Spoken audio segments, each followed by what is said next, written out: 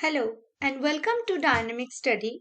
Today I will discuss about the previous year question series 2020 और आज हम करेंगे क्विज क्लास 680 11 नवंबर के मॉर्निंग शिफ्ट के जो क्वेश्चंस हैं उसे आज हम डिस्कस करने वाले हैं. So let's start today session. तो पहला क्वेश्चन देखते हैं क्या है. फर्स्ट क्वेश्चन है which of the following from part of criteria for assessment of higher education institutions as laid down by National Assessment Accreditation Council. मतलब इनमें से कौन सा जो है which of the following part of criteria, कौन सा क्राइटेरिया जो है वो असेसमेंट हायर एजुकेशन में नैक द्वारा की गई है. ओके, नैक ने कौन से चीजों को किया है. फर्स्ट है सर्कुलर एस्पेक्ट्स को, सेकेंड है टीचिंग लर्निंग एंड इवोल्यूएशन को, continuous improvement in attainment of outcomes उसके ऊपर कंटिन्यूअस इंप्रूवमेंट के ऊपर फोकस किया है. नेक्स्ट है research innovation and extension, research के ऊपर इनोवेशन के ऊपर फोकस किया है. नेक्स्ट है फैसिलिटीज एंड टेक्निकल सपोर्ट के ऊपर फोकस किया है. सो नैक ने कौन से क्राइटेरिया को दिया है हायर एजुकेशन इंस्टीट्यूशंस को. सो सर्कुलर एस्पेक्ट, उसे सर्कुलर होना होगा. उसके बाद वहां पर टीचिंग लर्निंग एंड इवोल्यूएशन को बहुत इंप्रूवमेंट की बात की गई है एंड ऑब्वियसली जो आउटकम्स है उसे इम्प्रूव करने की बात की गई है. नैक ने रिसर्च के ऊपर कोई बात या टेक्निकल इश्यूज के ऊपर बात नहीं की.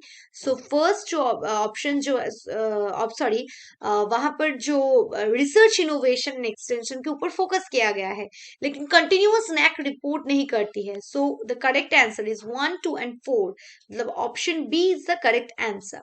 नेक्स्ट क्वेश्चन देखते हैं. यहाँ पर मैचिंग करना होगा लिस्ट 1 के साथ लिस्ट 2. लिस्ट 1 में है output device, system software, storage device, application software. So कौन सा किसका पार्ट है. दूसरे लिस्ट में है operating system, printer, MS Office, RAM. So output device इनमें से कौन सा है. ओके, सो आउटपुट डिवाइस जो है वो है एमएस ऑफिस. वो कौन सा करेक्ट आंसर है. आउटपुट डिवाइस है प्रिंटर. ओके, आउटपुट डिवाइस है हमारा प्रिंटर. सिस्टम सॉफ्टवेयर क्या है. सिस्टम सॉफ्टवेयर है हमारा ऑपरेटिंग सिस्टम जिससे हम ऑपरेट करते हैं. और स्टोरेज कहाँ रहता है, हमारे जो चीजें हैं डॉक्यूमेंट्स वो रैम पर रहती है. और एप्लीकेशन सॉफ्टवेयर है एमएस ऑफिस. एमएस ऑफिस से हम एक ऐप है उससे हम काम करते हैं. सो करेक्ट आंसर है सी, 2143 is the correct answer. Next question देखते हैं. The prominent women scholars reported during the Vedic period. वैदिक पीरियड में कौन से women scholars बहुत इंपॉर्टेंट थे. गार्गी, ऑप्शन 2 मैत्री, option 3 Sanghamitra, option 4 Vishwambhara, option 5 अपला. सो कौन थे ये women scholars जो वैदिक पीरियड में इंपॉर्टेंट थे. सो वो ऑप्शन है गार्गी थे, मैत्री थे, विश्वम्भरा थे एंड अपला. तो ये करेक्ट आंसर है ऑप्शन सी, मतलब 1, 2, 4 and 5 is the correct answer. Next question देखते हैं. Dish solar cooker, dish solar cooker क्या है. फर्स्ट ऑप्शन है has reflecting material of ionised aluminium sheet. ये रिफ्लेक्ट करता है एल्युमिनियम शीट को, आयोनाइज्ड एल्युमिनियम शीट को. ओके, नेक्स्ट है has a reflectivity of less than 50%. यहाँ पर 50% के कम रिफ्लेक्टिविटी है. नेक्स्ट है need to track the sun to deliver power to about 6 kilowatt. Okay, next है uses a parabolic dish to concentrate the incident solar radiation. यहाँ पर एक parabolic dish concentration होना चाहिए सोलर रेडिएशन को कंसेंट्रेट करने के लिए. नेक्स्ट है can have the bottom vessel temperature over 100 degree centigrade. ये 100 डिग्री सेंटीग्रेड के ऊपर काम सकता है. सो कौन सा ऑप्शन करेक्ट है. ऑप्शन जो है 1, 3 एंड 4, मतलब ये आयोनाइज्ड एल्यूमिनियम शीट को रिफ्लेक्ट करता है.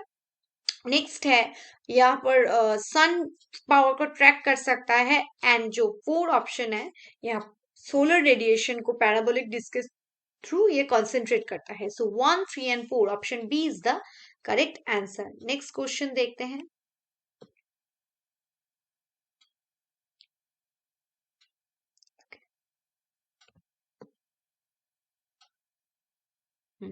नेक्स्ट क्वेश्चन है 5। यहाँ पर दो स्टेटमेंट दी गई है, कौन सा करेक्ट है बताना होगा। फर्स्ट स्टेटमेंट है research institute it's every research institute has to enforce research ethics in order to ensure credibility and meaningfulness of human inquiry.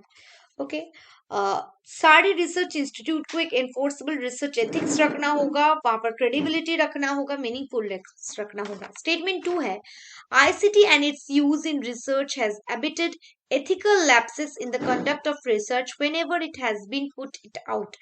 ICT ने क्या किया है, रिसर्च एथिक्स को लैप्स किया है। सो ये स्टेटमेंट ऑब्वियसली इनकरेक्ट है। So option 1 is correct but option 2 is incorrect, so option 3 जो हमारा क्वेश्चन का आंसर है वो करेक्ट आंसर है।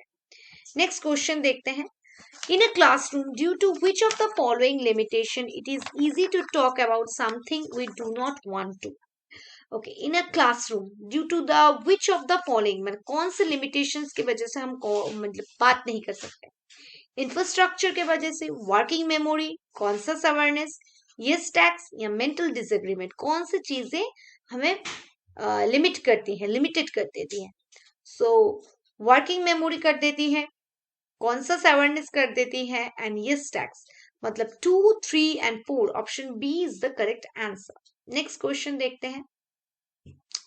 लिस्ट या लिस्ट 1 एंड 2 के बीच में मैचिंग करना होगा। फर्स्ट है नॉलेज इज अ रिकलेक्शन, कौन थ्योरी दिया था। ऑप्शन सेकंड है knowledge is either analytic synthetic. Next है नॉलेज इज सिंथेटिक एप्रोप्रिएट।